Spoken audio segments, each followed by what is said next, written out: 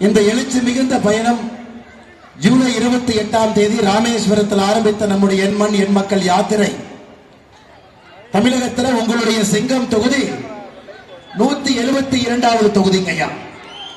171 தொகுதியை தாண்டிவிட்டு செங்கம் தொகுதி என்று கொண்டிருக்கின்றோம். ஆரம்பத்திலிருந்து கடைசி வரை உங்களுடைய எழுச்சி எல்லாம் பார்க்கும் பொழுது நாம் அனைவருமே ஒரு அரசியல் மாற்றத்திற்கு தயாராக இருக்கின்றோம்.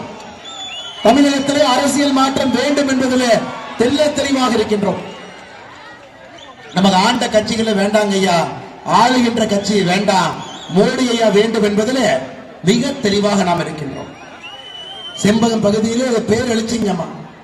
ஆரம்பத்திலிருந்து கடைசி வரை ஒரு நாள்னா பைசா போட முடியாதுங்க, அந்த அளவுக்கு எங்கேயும் இடம் இல்லாமல் நம்முடைய சகோதர சகோதரிகள் பெரும் வரவேற்பை நீங்கள் அளித்திருக்கின்றீர்கள். சகோதர சகோதரி, உங்களோட ஒரே ஒரு விஷயத்தை மட்டும்தான் நான் வைக்கிறக்காக இங்க வந்திருக்கிறேங்கம்மா. இன்னைக்கு தமிழகத்தினுடைய அரசியல் எப்படி இருக்குது? தமிழகத்தினுடைய அரசியல் 4 கால்களை சுத்தி சுத்தி வருதுங்கம்மா. ஒரு நாற்காலிக்கு 4 கால்கள் இருப்பது போல ஜாதி அரசியல், குடும்ப அரசியல், லஞ்ச அரசியல், அடாவடித்தனமான அரசியல், இந்த 4 தான் இன்று தமிழகத்தினுடைய அரசியல் களத்தில் இருக்கு. தமிழ்நாட்டுல செந்தில் பாலாஜி அமருக்கு அறிமுகமே தேவையில்லை. 10 ரூபா பாலாஜி, கோட்ரு பாலாஜி, வேற வேற சாராய அமைச்சர் பல பேர் இருக்கு. நேற்று சென்னை உயர்நீதிமன்றம் சொல்றாங்க, செந்தில் பாலாஜி சிறையில் இருக்காரு, புலால் சிறையில் இருக்காரு, பெயில் கொடுங்க உதவி நீதிமன்றத்துக்கு போறார். உயர்நீதிமன்றத்தினுடைய நீதிபதி சொல்லுகின்றார், இந்த மனுஷன் தப்பு பண்ணி லஞ்சம் வாங்கி மாட்டிக்கிட்டு கைதாகி 230 நாட்களாக, அம்மா ஒரு நாள் 2 நாள் இல்ல, 230 நாட்கள்னா எத்தனைங்க? 8 மாசம், 8 மாதமாக சிறையில் இருக்கிறாரு.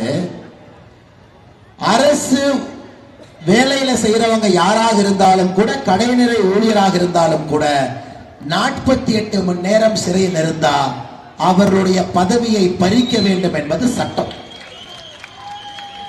அரசு வேலையிலே யார் 48 மணி நேரத்திற்கு மேல சிறையில் இருந்தா அவர்களுடைய பதவியை பறிக்க வேண்டும் என்பது சட்டம். செந்தில் பாலாஜி 230 நாட்களாக சிறையில் இருக்கார். இன்னும் அவருடைய அமைச்சர் பதவியை பறிக்காம இலாக்கா இல்லாத அமைச்சர்னு ஸ்டாலின் ஐயா வச்சிருக்கார். அப்ப என்னங்கம்மா அர்த்தம்?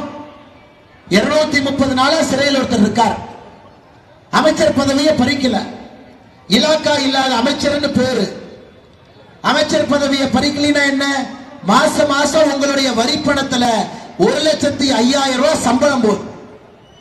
8 மாசத்துக்கு 8,40,000 ரூபாய் வேலையே செய்யாம புலால் சிறையில கம்பி எண்ணக்கூடிய செந்தில் பாலாஜிக்கு உங்களுடைய வரி பணத்துல சம்பளம் கொடுத்திருக்கிறாங்க. இன்னைக்கு உயர் நீதிமன்றம் கேட்குது, நியாயமான அரசு பொறுப்பில் இருக்கிறவங்க 48 மணி நேரத்துக்கு மேல சிறையில் இருந்தால் அவருடைய பதவியை எடுக்க வேண்டும் என்கின்ற விதி இருக்கும் பொழுது 230 நாட்களாக புலால் சிறையில் இருக்கக்கூடிய செந்தில் பாலாஜிய எதுக்கு அமைச்சரா வச்சிருக்கிறீங்க? நியாயமான கேள்விதாங்கம்மா. அதனால்தான் திராவிட முன்னேற்ற கழக அரசை ஊழல் அரசு என்று சொல்லுகின்றோம். இது ஊழல் அரசு. வெயில் அதிகமா இருக்கிறீங்க, நேரத்தை எடுத்துக்கொள்ள கூடாது, ரொம்ப தவறு.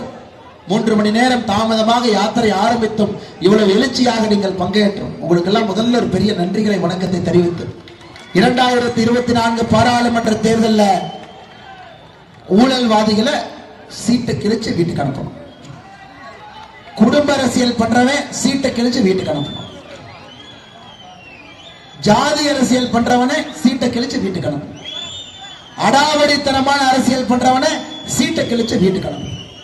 இந்த 4ஐயும் ஒரு ஓட்டுல உங்களால் செய்ய முடியும். 4 ஓட்டு போட வேண்டாங்கம்மா, ஒரு ஓட்டு போதும். இந்த வடிவேல் என்ன சொல்லுவார்ல, தென்னை மரத்துக்கு ஒரு குத்து, பனை மரத்துக்கு ஒரு குத்துன்னு. இந்த 4 பேர்த்துக்கு 4 ஓட்டு வேண்டாங்க. 4 பேர்த்த சீட்டை கிழிக்கிறதுக்கு ஒரு ஓட்டு, அது மோடி ஓட்டு, அது தாமரைக்கான ஓட்டு, அது பாரதிய ஜனதா கட்சிக்கான ஓட்டு. செய்திகளை உடனுக்குடனும் துல்லியமாகவும் தெரிந்து கொள்ள சப்ஸ்கிரைப் பண்ணுங்க.